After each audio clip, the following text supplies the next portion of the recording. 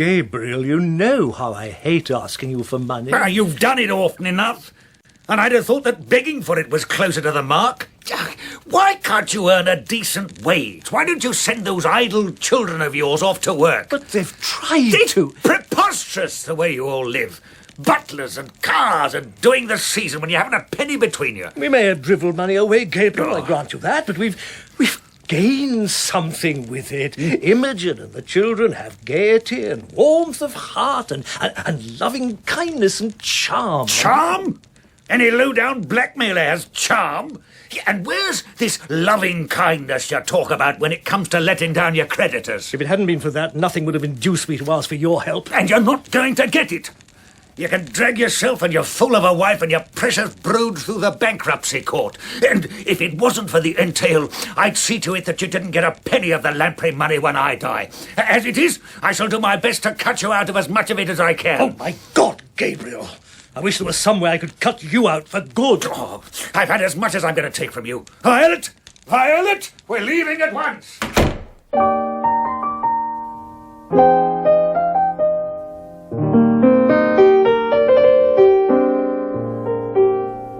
We present Jeremy Clyde as Chief Detective Inspector Alleyn in A Surfeit of Lampreys by Nio Marsh.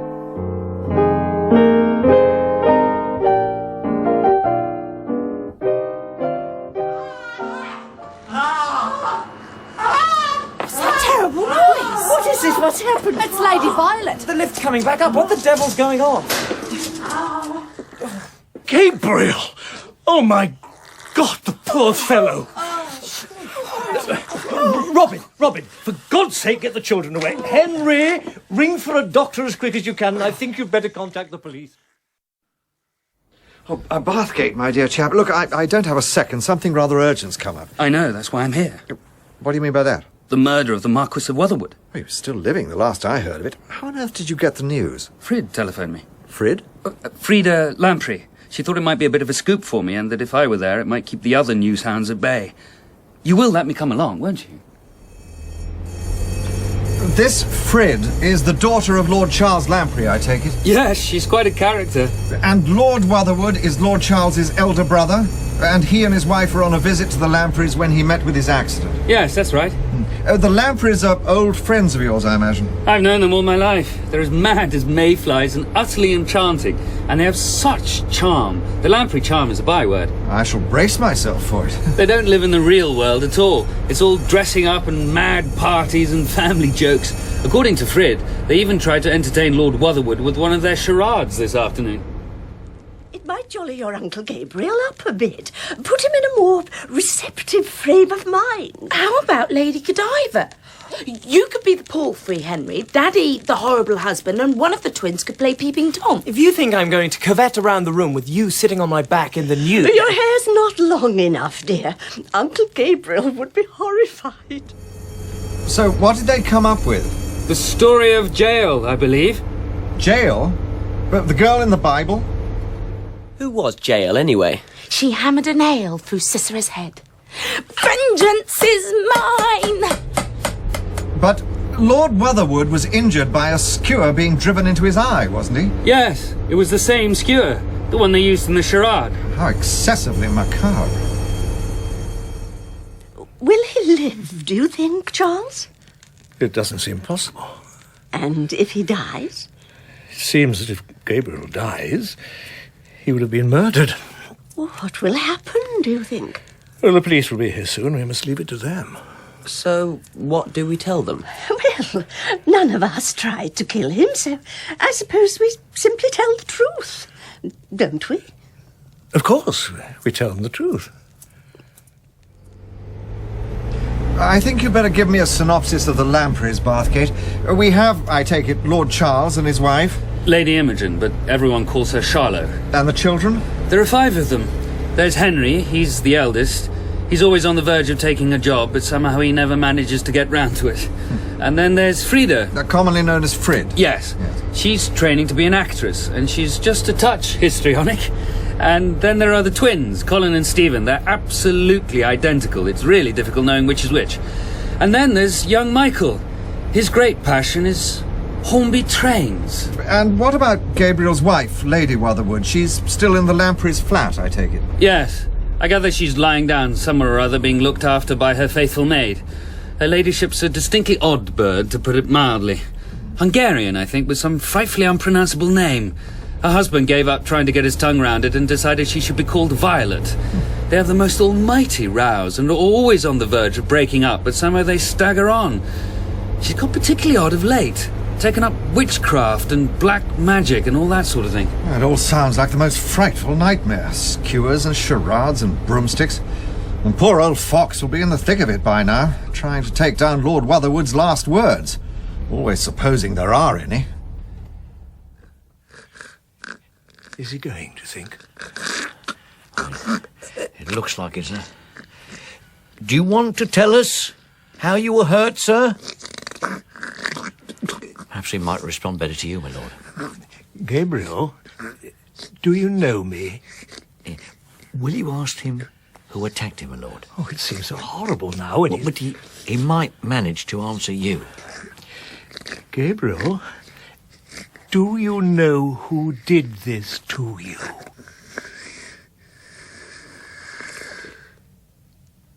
He's gone. Yeah. So now, it's murder. We must be nearly there. Cadogan Gardens, isn't it? Yes. Pleasance Court Mansions. Their flat occupies the whole of the top floor. My darlings, just one word before Mr. Alleyn gets here.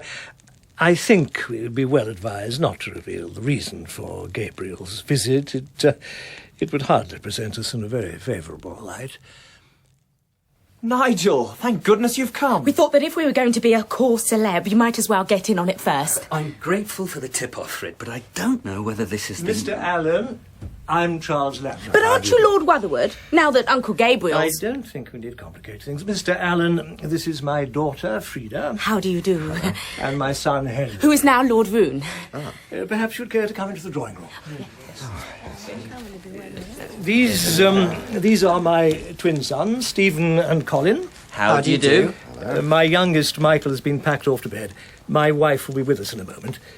Oh, I do beg your pardon, Robert. I should have introduced you. This is Roberta Gray, a very good friend of ours from New Zealand. I've only just arrived in England. And you walk straight into a murder. Yes, it's all a bit bewildering. It's bewildering for all of us, Mr. Alleyn. I'm afraid we're all rather shaken and confused by what's happened. Yes, it must have been a very grave shock. I shall do my best to get through my investigation as quickly as possible, Lord Charles, but I'm afraid that even so it will be a long and unavoidably distressing business. So what's going to happen, exactly? Well, first of all, I want to get a coherent account of the events preceding the moment when Lord Wutherwood entered the lift. I think I should tell you that according to the commissionaire downstairs, it appears that no strangers came up here at all, this afternoon or this evening. So you will see that under the circumstances...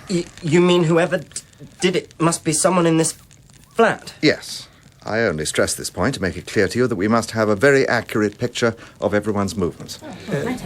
At the moment, we lack Lady Wutherwood and your wife, Lord Charles. I'll go and get Lady Charles, shall I? If you would be so kind, Miss Gray. What about Aunt Kit? Where's she got to?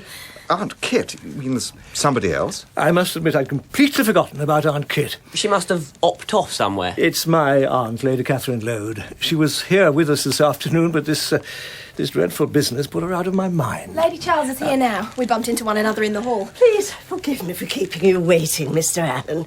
I'm afraid I simply can't move my sister-in-law. She must come, Mimi. Oh, Charlie, darling, if you saw her, I mean, honest. Can't Tinkerton do something? She's no help at all. She simply says her mistress must not be moved. Tinkerton is her ladyship's maid, I take it? Yes, she's been with her for centuries. We'll carry on as best as we can for the present. I've been over the sequence of events with Inspector Fox, and this is what seems to have happened. Lord Charles Lamprey and Lord Wutherwood were here together in the drawing room until about 10 minutes past 7. Lord Wutherwood decided to leave and went out of the room, making for the lift. I understand you didn't go with your brother, sir? No, we said goodbye in here. Lord Wutherwood's chauffeur... Giggle? I'm sorry? Giggle. His name is Giggle. Yes. Well, he says he heard Lord Wutherwood call loudly for Lady Wutherwood. Did any of you hear him? Oh, it was difficult not to. Gabriel always shouted like that for people. And where were you, please, Lady Charles? In my bedroom. Were you alone? No, my sister-in-law was with me. And did Lady Wutherwood join her husband straight away? No. She said she'd like to go to the bathroom. She was in there for a rather long time, and Gabriel shouted again for her. When she did eventually emerge, I remembered that Gabriel didn't like working the lift himself, and nor did Violet. I asked one of the twins to take them down. I didn't notice which. Which of you was it? It was me. You mean you both went down? I went down, sir. If you imagine Chief Detective Inspector Alleyn is going to be fooled by a childish trick like I this... went down. Shut up, I did. Did any of the rest of you notice which twin remained here and which went down with the Wutherwoods in the lift? No? Then we'll go on. Where were the rest of you at this time? I was in Mother's bedroom. Miss Gray? I was in the dining room. Right. So what we need to establish now is the condition of Lord Wutherwood when Lady Wutherwood, and whichever twin it was, stepped into the lift. But since her ladyship is indisposed, and since both young gentlemen insist that they went down with her, we are at something of an impasse. Under these circumstances, I would like to speak to Lord Wutherwood's chauffeur. Giggle. He's in the staff's sitting room. I'll get him for you. Thank you, Stephen. Don't trouble yourself. I'll stroll down there and have a word with him. Any progress, Mr. Allen? Nothing to speak of, Brer Fox. Questioning Lampreys is like trying to grasp handfuls of wet sand that just slide through your fingers. However, I have discovered one useful fact. What's that, sir? The twin called Stephen has a slight stammer and a mole behind his left ear. Shouldn't be too much of a problem putting an end to their little game. Let's hope that Mr. Giggle will prove a little more cooperative.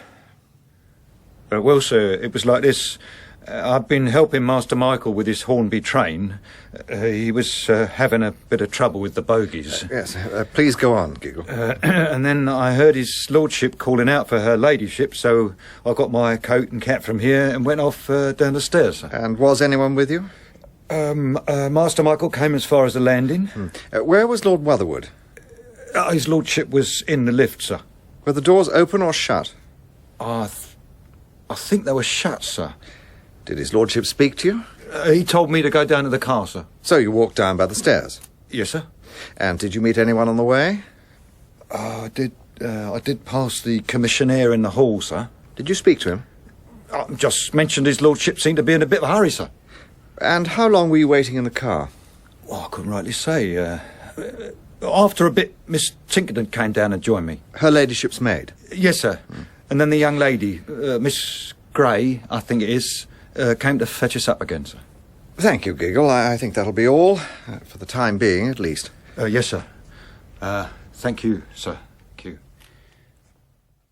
I don't think any useful purpose can be served by keeping you all together any longer, though I'm afraid I must ask you to remain in the flat.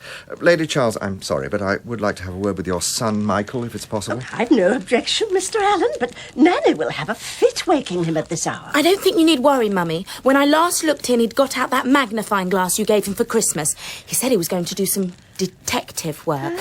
Well, perhaps I'd better go and explain to him what it's all about.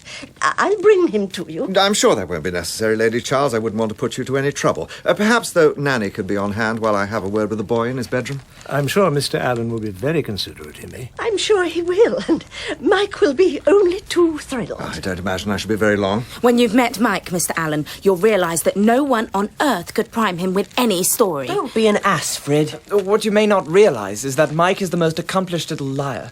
He'll think he's telling the truth, but if an agreeably dramatic invention occurs to him, he'll use it. How old is Mike? 9. Do you know that in the police courts we regard small boys between the ages of 8 and 14 as ideal witnesses? They're almost top of the list. Really? And what type of witnesses do you regard as the bottom of the list? Oh, young people of both sexes between the ages of 16 and 26. Why? The textbooks say that they're generally rather unobservant. Too much absorbed in themselves and in their own reactions. I'll collect Nanny on my way, Lady Charles. And that puts us very firmly in our place. I don't think the Lamprey repertoire of tricks and surprises is going to cut much ice with handsome Allen. So that's where you've got to, Bathgate. I've got a bone to pick with you. What do you mean? I haven't done a thing since we got here. What's all this handsome Allen business? I don't follow you. It was in an article you contributed to True Detective magazine. Damn it, Allen. It was meant to be a kind of joke. How did you find out about that? Master Michael told me. I might have known it would have been him. He's too smart for his own good. Did you get anything interesting out of him? It all went swimmingly to start with. He was all too eager to play detectives, going through everything he remembered in minute detail. Anything of any consequence? Well, yes, there was one thing. He remembered seeing the murder weapon. The skewer? It had been left on the table outside the drawing room after the charade, but it wasn't there when Gabriel got into the lift. Mike noticed because he was saying goodbye to Giggle. He worships Giggle because he knows all about Hornby trains. Anything else? After that, it all started to go badly wrong. He kept on saying that Uncle G was in a terrible stink about something, but when I asked him if he knew why, Nanny stepped in very smartly and said he mustn't talk about things like that without asking his parents first. I thought I could nip that one in the bud by sending the constable off to fetch Lord Charles, but by the time his lordship arrived, the boy had worked himself up into the most terrific frenzy of rage. Yes, in certain circumstances the Lampreys are rather inclined to go off the deep end. He was screaming that Nanny was treating him like a damn silly kid when he was trying to help Scotland Yard, and that was when I committed my great gaffe. How come? Well, like a blasted idiot, I told him he'd never make a policeman if he couldn't keep his temper. And at that he pulled his bedclothes over his head, turned his face to the wall, and refused to speak another word. What could he have been wanting to tell me, do you think? I've no idea. I fancy you have every idea. Master Michael did happen to drop the name of Mr. Grimble. Grimble? Who's Grimble? Again, I think you know very well, Bathgate. It isn't a good idea for you to run with a hare and hunt with the hounds. I'll lay you 100 to 1 that Mr. Grimble, who sits in a corner of the kitchen, impassively still reading his morning paper, is a bailiff. And from there, it's not difficult to work out why Uncle Gabriel was in such a stink. 89. Shh! Someone's coming up the stairs. 91, 92, 93. Who on earth is it? 94. I think there's only one person it can be.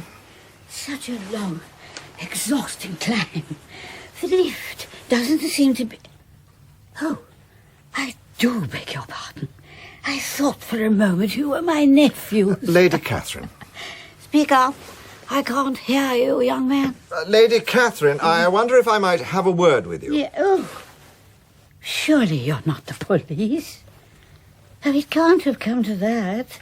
Not already. Where can I take the old lady? Somewhere I shan't be disturbed by the rest of the family. Well, there's only one place you can be sure of that. Inside the lift. Oh, this case grows more macabre every minute. How the devil am I to get her in there? After all those stairs, she'll be only too grateful to sit down anywhere. Yeah, I think you're right. Now, this time, you're on your honour, Bathgate. Not a word to the Lampreys. Too distressing. Oh, my poor nephew. How did you come to hear about it? He told me all about it this afternoon. What? Who told you? So very sad. Lady Katherine, who told you what? Why, my nephew, Lord Charles Lamprey. I do hope the police will not be too severe. What did he tell you? About my nephew Gabriel and himself. I was so terrified it would come to this. To what? Even now, I still hope that Gabriel may soften. Then you do not know. What did you say? He's dead. Oh, no. You didn't say dead, did you? I mean, I don't hear very well. And I thought... Please, tell me it isn't so. I'm afraid it is. He's dead. Oh, how terrible. And such a grave sin if he laid hands on himself. Poor me. And what will become of the children? Oh, good God. Not Lord Charles. Lord Wutherwood. Lord Wutherwood is dead. Gabriel is dead? Yes. Gabriel is dead. Then I needn't have gone to all this trouble. What trouble? Why is Mr. Alleyn yelling like that? He's been doing it for ages. He sounds as if he's shouting at someone downstairs. Or at someone deaf. Surely it can't be Aunt Kit. Really, Immy, why should Aunt Kit come back at this hour? And everything's so odd that I wouldn't consider the return of Aunt Kit at midnight at all surprising. Good God, it is Aunt Kit.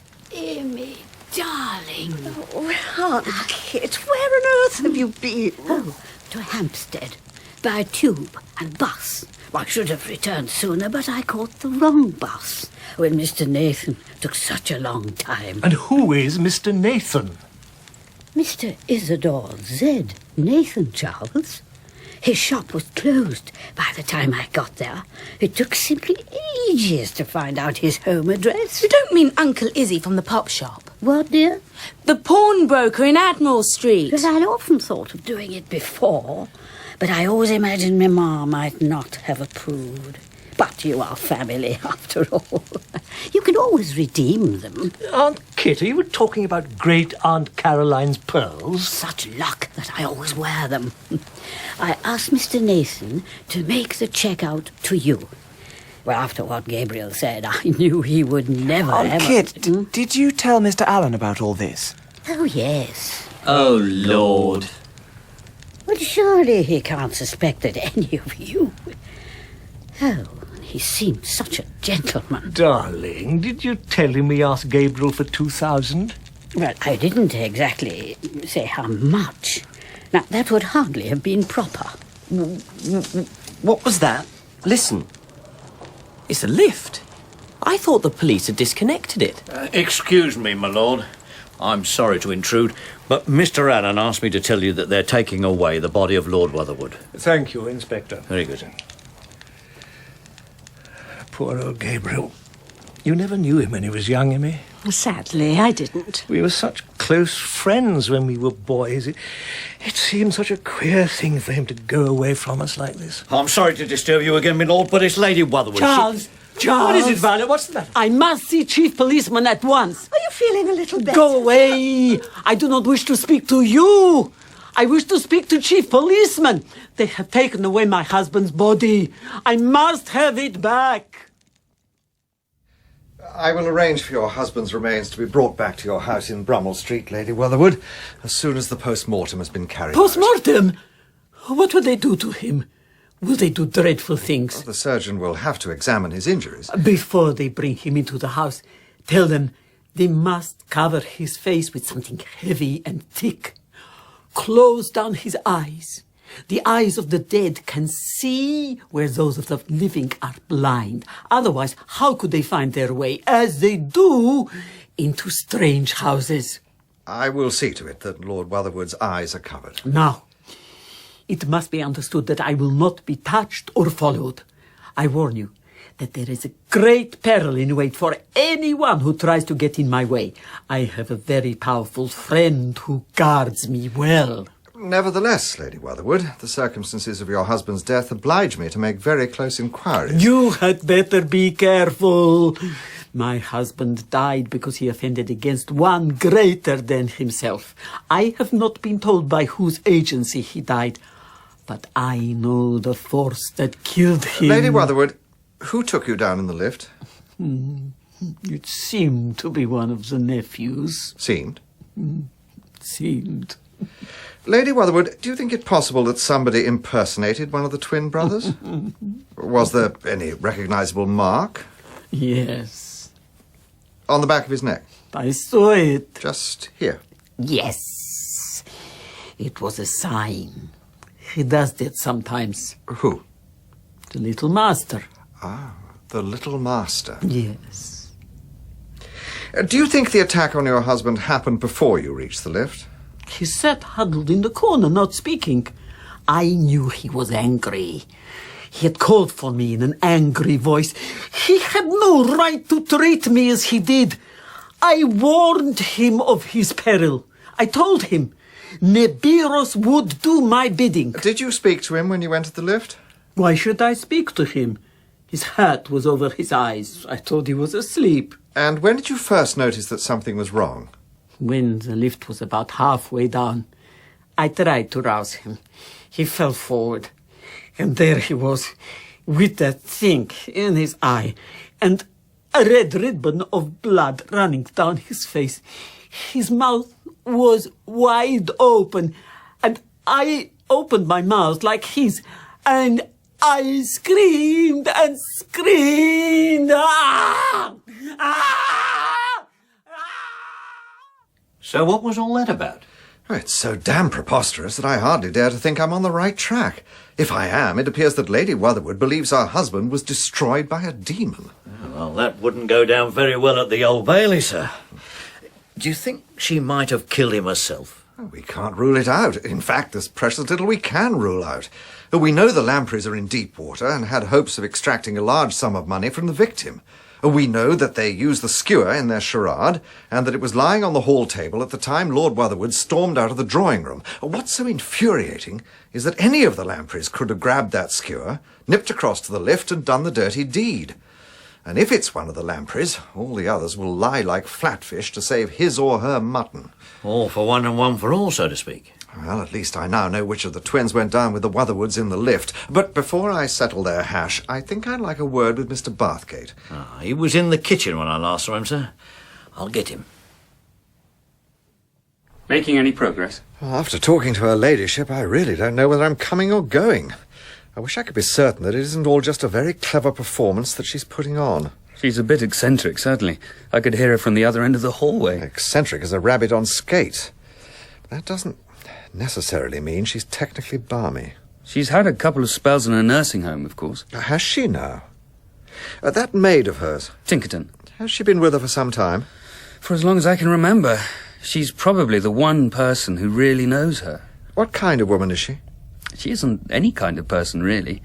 She has a permanent expression as if she disapproved of everything and everybody, as if the world wasn't quite nice. Hardly sounds very promising, but I better have her in. I was in the servants' sitting room when I heard Lord Wutherwood call out for her ladyship.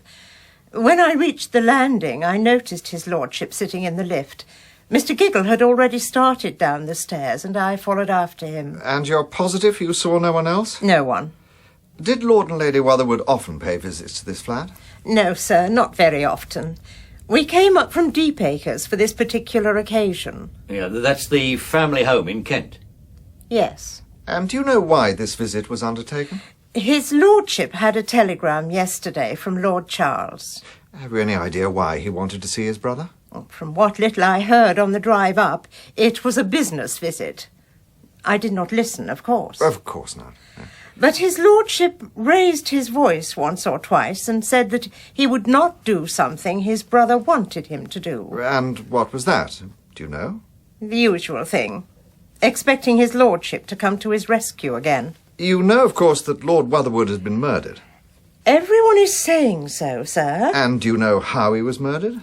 Someone stuck a skewer in his eye. And have you any idea who did it? I don't know. I don't know anything about it. Well, you know he must have been killed by someone in this flat. So they say. But it wasn't me. I told you I was downstairs when it all happened. Ask Mr. Giggle, he'll tell you. How long have you been with Lady Wutherwood? 15 years.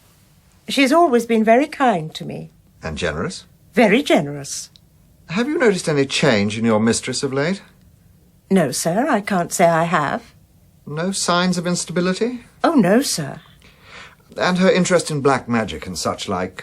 How long has this been going on? I know nothing about that, sir. Yeah, but you say you've been with her for 15 years. Surely I you won't must... talk about my lady.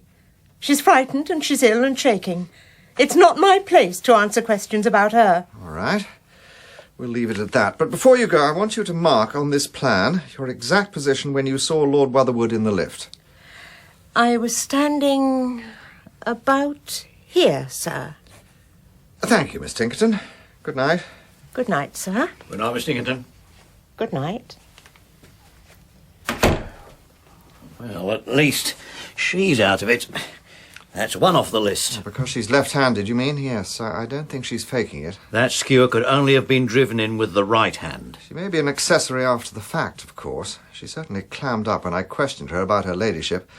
And there's another thing. She couldn't have seen Lord Wutherwood if the lift door was closed. Yes. Would you care to see the twins now, Mr. Allen? I wouldn't care to see them at all, Fox. But I fear I have no alternative. Right. I'll wheel them in. You see, you are not absolutely identical. The distance between the outer corner of the left eye and the left-hand corner of the mouth is not precisely the same. And you, Stephen, there's the mole on the back of your neck. Lady Wutherwood noticed it in the lift. So you see, Colin, It'll be rather foolish of you to persist in saying that it was you who took her down. The law is not very amiable about false statements. I think you're just trying to bamboozle us, Mr. Allen. I can't believe that Aunt V would have noticed. Do pipe down, Colin. It's no go. I didn't kill Uncle Gabriel, but I did take him and Aunt V down in the lift. Don't commit any more perjury, Col. Very well. It's not exactly a new stunt, Mr. Allen. It's a trick we've played for years whenever there was a really major row brewing. So what did you do? I went into the drawing room with Henry to talk to Father. This was after Lord Wutherwood had gone off to the lift? Yes. So what did you talk about? I didn't. I looked at Punch. And what did they talk about? I didn't notice. Oh, yes. Henry said something about Uncle G saying that Aunt V's maid had debauched Giggle. And that's all you remember? Yes. Very well. So, Stephen, tell me about the lift. Uncle G was sitting in there with the doors shut. And who opened them? I did. Aunt V was sort of hovering about on the landing. When I opened the doors, she tacked over and floated in. So I simply took the lift down. And you didn't notice anything unusual about Lord Wutherwood? I couldn't really see him. Aunt V was standing between us. He was sitting in the corner with his coat pulled up and his hat pulled down. I thought he was sulking. Why should he do that? He was a sulky sort of man. And then? About halfway down, Aunt V started screaming, and then I saw him properly. The skewer was sticking out of his eye, and he was making noises like an animal. Before Lady Wutherwood started screaming, which way were you facing? Towards the lift door. Did you hear any kind of movement behind you? No, nothing. Not any kind of thud? If I did, I don't remember it. So, which one of us does he think did it, Nigel? Fred, you really Well, can't... after all, we know it's pretty serious. If you'll take my advice, don't get up to any silly tricks. He's certain to see through them. He saw through ours all right. I think he's rather frightened. I think he's absolutely gorgeous. I wish he'd send for me. I suppose you think you're going to have a nice fat dramatic scene, ending in Allen throwing up the case because you're trop troublante. I shan't do anything of the kind. I shall be very still and dignified and rather pale and delicately lovely. Mr. Allen would like to have a word with Miss Gray. I'll take you along, miss. So, what part of New Zealand do you come from, Miss Gray? South Canterbury. Ah, that's the south, aren't miss? Yes, it is. I was in Mackenzie County 4 years ago. And it was in New Zealand that you met the Lampreys. Oh, yes. I stayed with them for a while. I thought they were the most wonderful people I'd ever met. How did Lord Charles enjoy being a sheep farmer? I gather it wasn't altogether a success. I don't think he took it really seriously. It was more an adventure than anything else. They all belong here, really. Now, there's one particular point that needs clarifying. The business of Lord Wutherwood calling out for his wife. Well, we were all here in the dining room when he shouted the first time. And the second? It was just after Mike had said goodbye to Giggle. And after Lord Wutherwood called out, I heard the sound of the lift going down. You certain of that? Oh, yes. I was trying to find a cigarette, and then I heard the lift come up again. I was leaning out of the window looking at London when I heard Lady Violet make that terrible noise. Thank you. That is very interesting. You've got a note of that, haven't you, Fox? Oh, yes, Mr. Allen. Tell me, do you find the Lampreys much changed since you saw them in New Zealand? Not really. They all look a bit more grown up than I remembered. They haven't grown up as far as their pockets are concerned. Oh, they've never worried much about money. It doesn't mean anything to them. But if they're faced with bankruptcy... Well, something always happens to save them. I gather this time they may not be so fortunate. You see, we know why his lordship was invited here. Do you happen to know anything of the discussion which took place between him and Lord Charles? Oh, yes. I know all about it. Ah, how's that, miss? Well, it's all rather embarrassing. You see, we all wanted to know what was going on. There's a boarded-up door between here and the drawing room. The one over there. Oh, yes, so there is. Well, we lay down on the floor and put our ears against it. We? Fred and Henry and me. And the outcome of the discussion wasn't exactly favourable, I understand. Oh, no, it wasn't like that at all. Lord Wutherwood agreed to rescue them. He promised to help his brother out? Oh, yes. I heard it quite clearly. Well, thank you, Miss Gray. That'll be all. Oh, thank you. Good night. Good night. Good night, miss. Courageous little liar, isn't she? Ah, you could put it that way. If there were the slightest chance of it being true, the Lampreys would have been out with the story the moment we mentioned the talk between the brothers. And mark my words, Brer Fox, as soon as she tells them what she said, they'll be tumbling over themselves to come up with the same story. Well, it won't be much good to them, I'm afraid. I was talking to one of the parlour maids. She's under notice, so she doesn't care what she says. And she heard the brothers through the pantry door, going at it hammer and tongs. Lord Wutherwood said he'd cut the Lampreys out of everything he could. And Lord Charles said, I wish there was some way I could cut you out for good. Crikey. Yeah, that's what I thought, sir. Mr. Alleyn, I'm sorry to disturb your deliberations. What can we do for you, Lord Charles? It's Lady Wutherwood. She's insisting on going to our house in Brummel Street, and she's proving rather a handful, I'm afraid, threatening us with all manner of unseen forces. Even Tinkerton can't cope with her. In that case, I think we should relax our restrictions a little. Lady Wutherwood should be in bed anyway, and I can easily arrange for a constable to keep an eye on Brummel Street.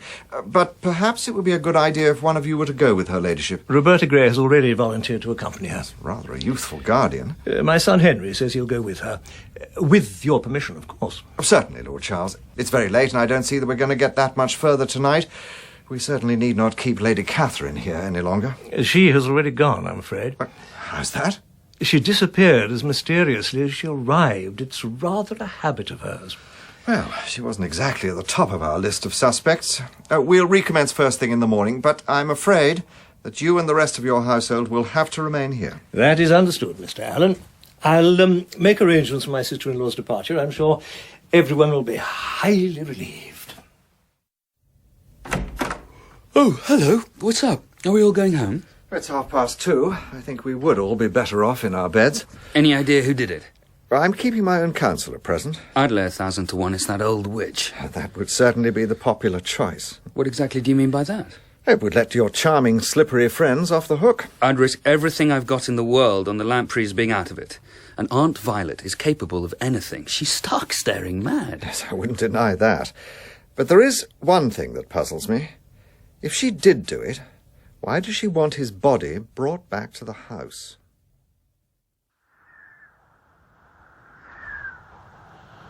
Adonai, Dalme, Lode, Tetragrammaton, Ameration, and all you spirits of the night, come to my aid, that my purpose may be fulfilled and kept hidden from all the eyes of my enemies.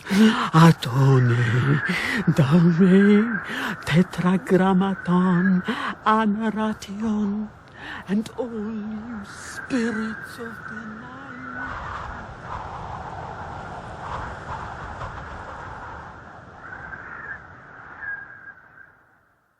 So, Brer Fox, how did your game of happy families go this morning? It turned out exactly as you predicted, sir. I've taken their statements, and they were all falling over themselves to follow that New Zealand girl's lead. Gabriel gave me hell, of course, but in the end he said he would see me through, as usual. No, Inspector. What could have given you that idea? Gabriel agreed to help us out. He always did in the end. Happy Families wasn't very wide of the mark. It's as if they were all playing some silly parlour game. A pretty deadly game, if you ask me. Did you get anything out of that solicitor chap, sir? Mr. Ratisbon has been with the family for years, and understandably he's rather guarded on the subject of the Lampreys. But the basic situation seems clear enough. The Wutherwood legacy should see them safely out of their troubles, for the time being at least. But it was what he had to say about Lady Violet that really set me thinking. As the will stands, she comes into a very considerable fortune. But it seems that her husband was beginning to have his doubts as to what she was up to. In the words of Mr. Ratisbon, who is not, I imagine, given to making sensational statements, she was trying to perform upon Lord Wutherwood by some supernatural agency. Bring about his death, do you mean? He didn't elaborate. The point is that he had been instructed to meet Lord Wutherwood this morning to obtain his signature to a new will, by which her ladyship would receive practically nothing. So that puts the old lady and the Lampreys on an equal footing, so to speak. It rather looks like it. And I found out something rather interesting about her ladyship's maid. Tinkerton. Yes, sir.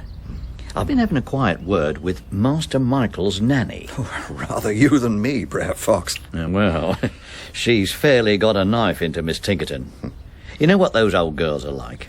She kept on hinting that she was a very inquisitive sort of woman, very much in with her ladyship and against his lordship. She also said that Miss Tinkerton had been carrying on with the manservants and with that giggle, as she called him, in particular. Yes, one of the twins mentioned something of the sort, and I found out something rather unexpected about Mr. Giggle. What's that, sir? By the terms of Lord Wutherwood's will, he receives £300 per annum and a small freehold property near Deepacres. Yeah, but that hardly means... Even so, I think we should have another word with Giggle. Does rather put him in a different position. Ring up the Brummel Street house and get him over here, would you, Fox? As I told you before, sir, I don't know a thing. I've got nothing to do with it. I never wished his lordship dead. His lordship always treated me fair enough. Yes, even to the extent of leaving you a nice little property, I understand. I never asked for nothing. It was all along what my dad did for his lordship's father. You know, you can't pin that on me. It's always the same. If it's gentry and working men in trouble, the police always go for the working men all the time. It's one of the evils... That'll be quite enough of that, Giggle. This isn't Speaker's Corner. I just want you to answer one or two simple questions. Sit down. I'd as soon stand. Very well. You say you knew nothing about the tragedy until Miss Grey came down and told you. When you were going down the stairs, did the lift overtake you and go to the ground floor? No, sir. It didn't come down at all while you were on the stairs? Look, what sort of set about in the lift? It was up top. I never saw it go down. Oh, that is all I wanted you to tell me. How did his lordship get on with his servants? Good enough. Really? I'm not going to get myself trapped. Look, what is the matter with you, man? The Chief Inspector asked you a plain question. Why can't you answer it? I'm sorry, sir. I'm just all anyhow. His lordship was good enough with his staff. Well, a bit sarcastic at times, but I never minded that. Did any of the staff prefer her ladyship to his lordship? They might have. Miss Tinkerton, for instance? She might have. Is there an attachment between you and Miss Tinkerton? What the hell's that got to do with anything? Just answer the question, Giggle. Well, we might have been a bit friendly, like. Did Tinkerton take Lady Wutherwood's part against her husband? She's very fond of her ladyship. Been with her a long time, sir. So did she sympathise with Lady Wutherwood when it came to any difference between them? I suppose so, yeah. Well, then there were differences between Lord and Lady Wutherwood. Yes, sir. What did they quarrel about, do you know? Her ladyship's got some funny ideas. She takes up with funny people. Would you say that she was mentally normal? Well, Grace Tinkerton wouldn't like this said, but her ladyship was shut up for some time. Grace is very loyal to her. All right. That's everything, I think. Oh, thank God for that. I got so rattled thinking about it when Mr. Fox comes along and says... That's all right, Giggle. Yeah, thank you, sir. Thank you. Right, Bathgate. How do you fancy a little trip down to Kent? What on earth for? I want to take a look at Deepacres, the Wutherwood family home. Skim through a few letters and papers, that sort of thing. We'll leave Fox in charge here. I thought you might like to keep me company. We'll have to be quick about it, though. I want to be back in town by this evening. So, are you two having a lovely time in Brummel Street, among all the vampires and warlocks? Perfectly frightful. There's no electric light in half the rooms, and everybody has to stumble about by candlelight. It's like being trapped in a very nasty fairy tale. There are stuffed bears everywhere and some seriously spooky pictures. I think Mummy said that the house is supposed to come to us when Aunt V finally flies off on her broomstick. God forbid. I wouldn't be too sure. There are bound to be death duties. What are death duties? I don't exactly know, but there may not be that much money coming to us, particularly after all the debts have been paid off. Just enough for learned counsel to defend one of us. You would think of that. Well, let's face it, one of us may have... You don't have to worry, Fred.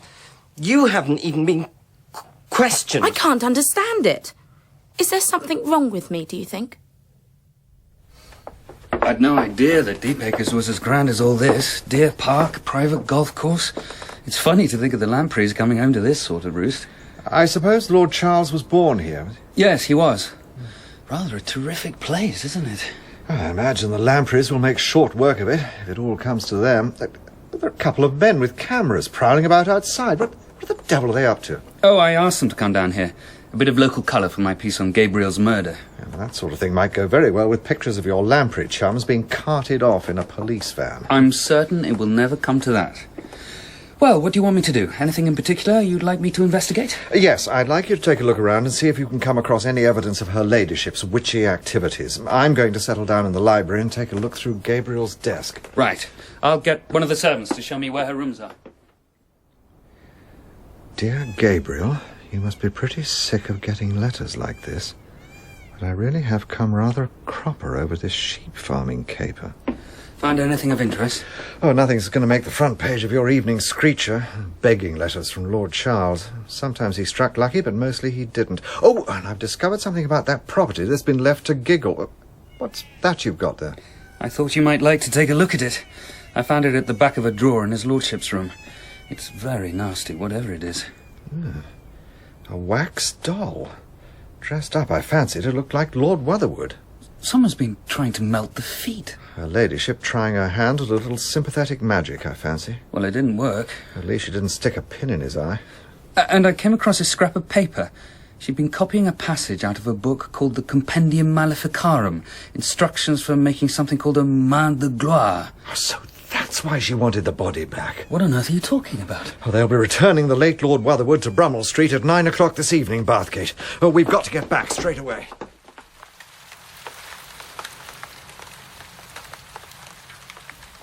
Henry! Henry! Wake up! Wake up, please! Roberta, what's the matter? It's Lady Wutherwood. I saw a light going past the door. She's gone up the stairs to that room. The one where they put Lord Wutherwood. And I can't get any of the lights to come on. I'll go and see what she's up to. You'd better go back to your room. No! I don't want to be left on my own. I'm coming with you. The door won't open. She's locked herself in there with him. What on earth's she doing? Well, it sounds as if she's sawing through something.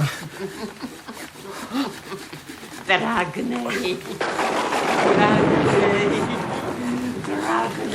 don't care for this at all. Oh, where's the nurse anyway? She's supposed to be keeping an eye on her. She's asleep. I just couldn't wake her. Let's go and find the constable. He's just outside the front door.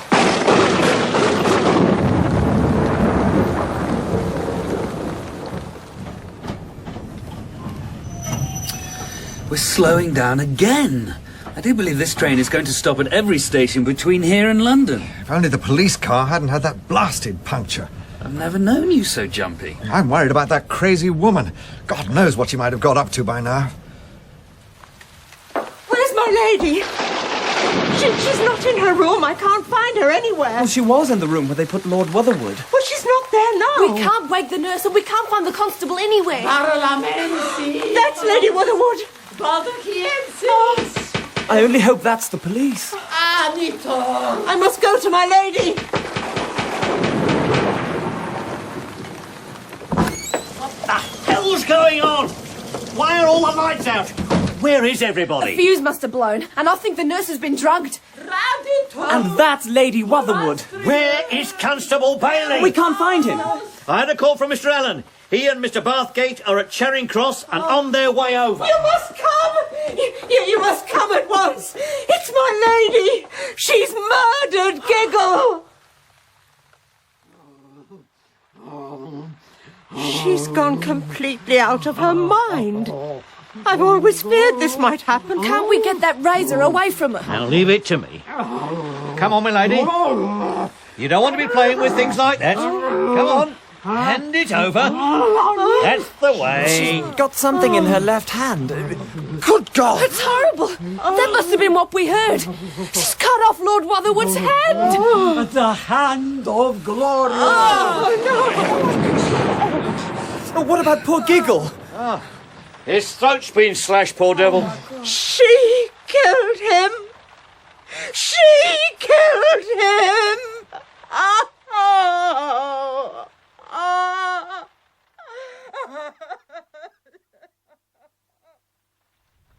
The doctor's given her ladyship an injection, sir. She's much quieter now. Get him to ring up the nursing home, will you, Fox? The sooner she's out of here, the better. That's already been taken care of. What should I do about Miss Tinkerton? She keeps asking to see her ladyship. Let her stay where she is. No one's to leave the house. I'm going to take a look at his lordship. You can come with us, Bathgate, if you promise not to be sick, and then we'll all meet together in the drawing room. Very well, sir. I'll tell Mr. Henry and Miss Roberta. What sort of epitaph can be written for the late Lord Wutherwood? Killed by cupidity and mutilated in the interests of black magic? Oh, dear old Giggle, what a terrible way to go. I imagine that if he'd been asked, he'd have preferred it. Preferred it to what? To the big drop. What? Good God, is Giggle our murderer? But I thought he wasn't even in the building when it happened. It was Miss Grey who gave me the vital clue. Me? What did I say? That after Lord Wutherwood had called out for his wife the second time, you heard the lift go down and then come up again. You mean there was a trip down and up that wasn't accounted for? But it can't have gone all the way down. The commissionaire said that the lift didn't come down to the hall until your brother brought it down with Lord and Lady Wutherwood in it. And even then it didn't reach the ground floor because her ladyship started screaming and the lift went back up again. So the only explanation was that the trip that Miss Grey heard must have stopped at one of the other floors. So what actually happened was that Giggle walked down to the second floor and summoned the lift down, with Lord Wutherwood sitting in it. When it arrived, he slipped in, rammed the skewer into Wutherwood's eye, and sent the lift back up again. Then he walked on down as if nothing had happened. But what possible reason could he have had for killing his master? Well, to start with, there was his legacy, £300 a year, and the property. Oh, but surely that isn't any While we were at Deepacres, I discovered that there are plans to build a new railway line which will run directly across Giggle's piece of property. He would have received a very tidy sum by way of compensation. And did Aunt V know that Giggle was the murderer? Is that why she killed him? She didn't kill him. The razor was in her hand, but she didn't kill him. Then who did? You had a look at the corpse, Fox? Yes, sir. So what sort of murderer could inflict that sort of injury from behind the head of a victim lying on his right side in a bed by the left-hand wall of a room? A left-handed murderer, Mr. Allen. So, who? Tinkerton, Bathgate. Tinkerton. Tinkerton? She was the Lady Macbeth of the enterprise. She knew, I'm certain, that Wutherwood was going to cut his wife out of the will, and that put her own very considerable expectations from her ladyship in jeopardy. And I fancy she knew about the new railway as well. She must have told Giggle that he had to act fast before Wutherwood got to hear of it and changed his mind. He was very stupid and easily manipulated by a woman like her. I imagine it was she who devised the business of the lift. But in that case, why did she kill him? Because he'd lost his nerve, gone to pieces completely. He was sweating like a pig the last time Fox and I talked to him, and he came close to blurting out the whole thing. And when they got back here to Brummel Street, Tinkerton saw the state he was in and knew that he was too dangerous. She couldn't afford to take the risk. But none of this explains why that crazy woman cut off her husband's hand. Well, Lady Wutherwood, as we all know, was obsessed with the occult. So obsessed that she'd paid for her enthusiasm with what little remained of her wits. She'd read about the magical powers of the severed hand of a man who'd been hanged or met a violent death, and she had a corpse under her own roof, and the opportunity to carry out this very unpleasant deed. It's horrible. It's disgusting. Tinkerton had always been deeply involved in her mistress's magical experiments. That scrap of paper you found at Deepacres, Bathgate, was not in her ladyship's writing, and I suspect it was copied out by Tinkerton. She realised that she could make it appear that Lady Wutherwood had murdered Giggle. But what was the hand actually supposed to do? To put all the inhabitants of the house into a deep sleep or deprive them of all motion. Be as the dead for the dead man's sake, as the poet puts it. Well, it didn't have much effect on us. Oh, well, we couldn't wake the nurse. And Constable Bailey was in a corner of the kitchen, dead to the world, as you might say. You don't mean that the thing actually worked? No, Bathgate. I think you'll find that Tinkerton has slipped a morphia tablet into their tea. But it was enough to convince Lady Wutherwood. I suppose that was why she felt free to scream out her magical gobbledygook at the top of her voice. Tinkerton told her to go to the room at the end of the corridor where the body of Giggle was lying. She may even have persuaded her that the Little Master required a sacrifice. Who on earth is the Little Master? The devil, Bathgate. By the time her ladyship had found Giggle stretched out on the bed in the candlelight with his throat cut and had picked up the razor, she probably had no idea whether she'd murdered him or not. She's been taken into a private nursing home. I fear she may never recover her wits. But perhaps that's just as well.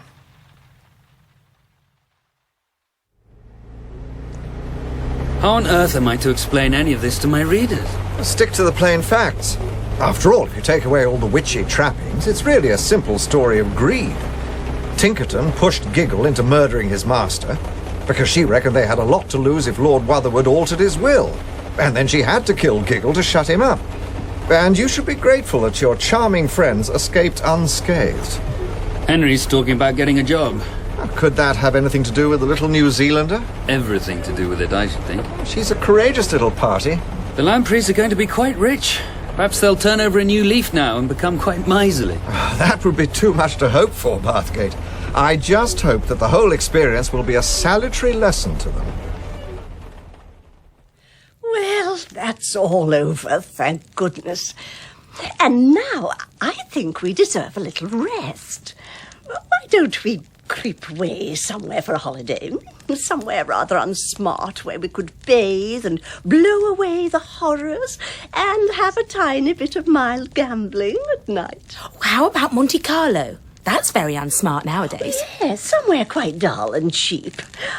After all, when you think of what we've been through, you're bound to agree that we must have some fun.